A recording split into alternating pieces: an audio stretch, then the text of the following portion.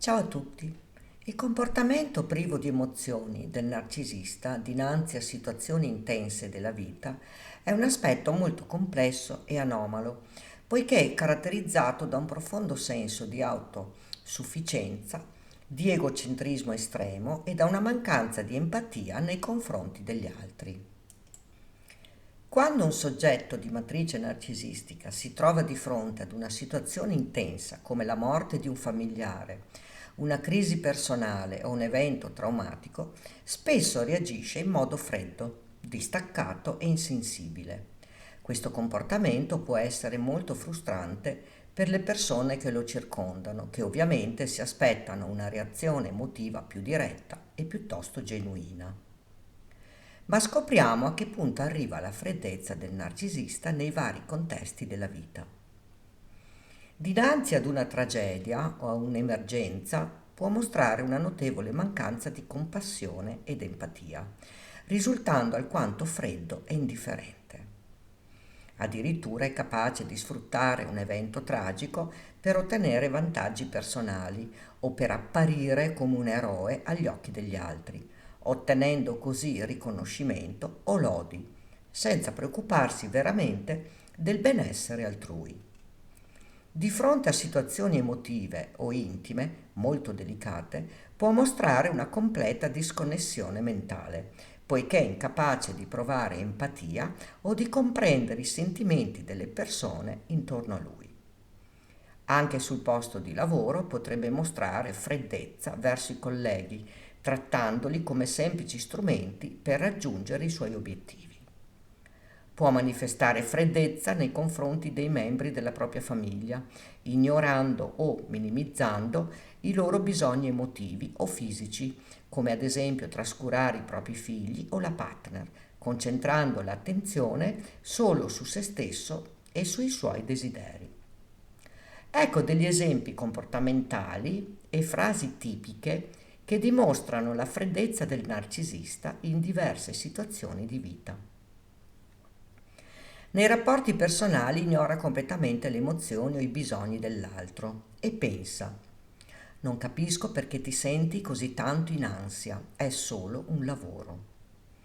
Mostra indifferenza durante un momento intimo e potrebbe dire: non so perché hai fatto tutto questo dramma, non è così importante.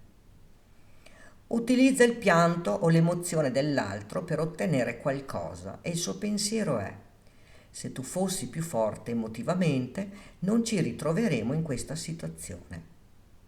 Si appropria delle idee dei colleghi senza dar loro credito, pensando: non importa chi ha avuto l'idea, l'importante è chi la porta a termine.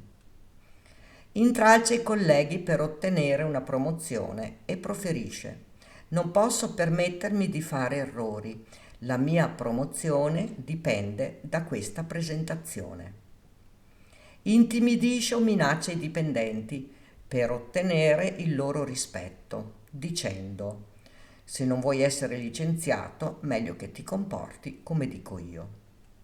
Minimizza il lavoro svolto dai colleghi per far risaltare il proprio, affermando: sì, hai fatto un buon lavoro, ma ricorda che qui il capo sono io.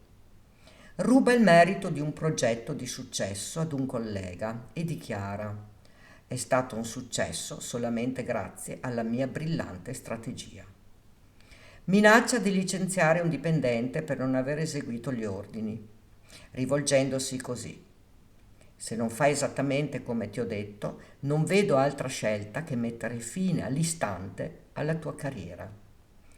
Ignora completamente i bisogni emotivi dei familiari e si rivolge a loro dicendo: non ho tempo per le vostre lamentele, ho i miei problemi da risolvere, ben più importanti. Utilizza pressioni emotive per ottenere ciò che vuole e pronuncia: se davvero ti importa di me, mi presti quei soldi senza fare troppe domande.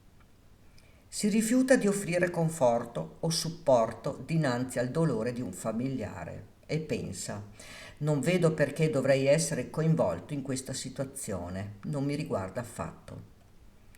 Ignora completamente la sofferenza di un amico in lutto e proferisce: Non riesco a credere che tu mi stia rovinando la serata a causa di questo evento così triste. Rifiuta in maniera categorica di affrontare qualsiasi problema relazionale importante con il partner e potrebbe dire: non voglio discutere di questo. Se vuoi parlare e sfogarti, fallo con qualcun altro. Sfrutta la fragilità emotiva di un familiare per ottenere denaro, proferendo: so che sei vulnerabile in questo momento, ma ho bisogno di quei soldi. Sei la mia unica speranza. Rifiuta di aiutare un familiare o un amico in difficoltà finanziaria, nonostante la sua situazione economica sia florida, rispondendo: mi dispiace, ma non posso aiutarti. Ho bisogno dei miei soldi per le mie priorità. Costringe un genitore anziano a fare testamento a suo favore, rivolgendosi in questo modo: sai che ti voglio bene, ma voglio solo essere certo che io e i miei figli saremo tutelati a livello economico. Abbandona un familiare in ospedale e afferma: mi dispiace, ma non ho tempo, ho troppi impegni. Chiamami quando sarai a casa. In ogni contesto della vita, la freddezza del narcisista si manifesta attraverso comportamenti egoistici, manipolativi e insensibili, spesso accompagnati da frasi che riflettono il suo assoluto disinteresse per gli altri. Detto ciò, ci sono molteplici motivi per non rimanere in una relazione tossica, poiché tali legami sono estremamente dannosi per il tuo benessere emotivo e psicologico. Ecco perché dovresti pensare seriamente di allontanarti da un individuo con disturbo narcisistico di personalità. Tende ad essere manipolativo e controllante e cerca costantemente di avere il controllo sulla relazione. Non ha empatia e non si interessa ai bisogni e alle emozioni del partner. Mette sempre se stesso al centro dell'attenzione. È un bugiardo patologico e manipola la verità per ottenere ciò che vuole. È estremamente egocentrico e non è disposto a fare nessun sacrificio per nessuno al mondo. È geloso, possessivo e crea tensioni e caos nella relazione. È assolutamente insensibile e non si prende mai le responsabilità per le proprie azioni. La relazione con il narcisista è fonte di stress e tensione costante. È emotivamente instabile e si comporta in maniera imprevedibile. È molto insicuro e cerca costantemente conferme e approvazione dagli altri. Non è una persona affidabile. È incline ad utilizzare parole dure e offensive per farti sentire sbagliata. È geloso del successo altrui e fa di tutto per dimostrare di essere il migliore. Non ha rispetto per te come individuo, poiché ti percepisce come un oggetto. Da te si aspetta sempre di più, ma non sarà mai soddisfatto. Rifiuta di ammettere i propri errori e scarica sempre la colpa sugli altri.